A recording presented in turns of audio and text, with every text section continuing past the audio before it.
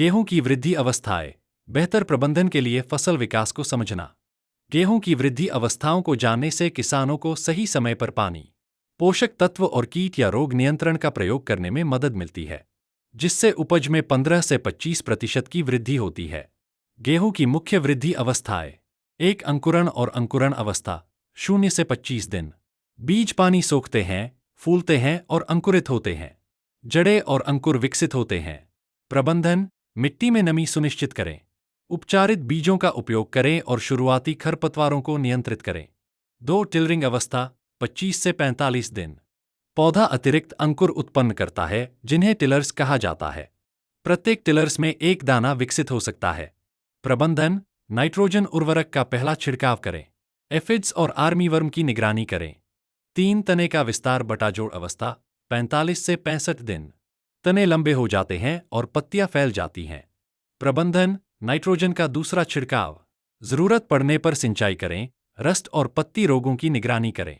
4. अंकुरण अवस्था 65 से 75 दिन। विकसित होने वाला शीर्ष पत्ती के आवरण में बंद होता है। प्रबंधन: कीटों और रोगों से सुरक्षा, मिट्टी की नमी बनाए रखें।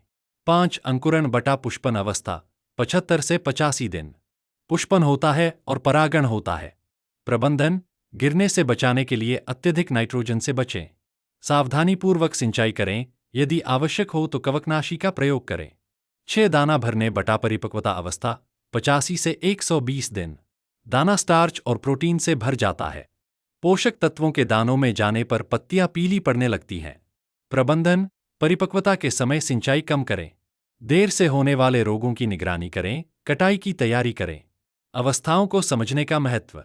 उर्वरक, सिंचाई और कीट नियंत्रण का सही समय पर उपयोग करने में मदद करता है। टिलर की उत्तरजीविता और दाने के वजन में सुधार करता है।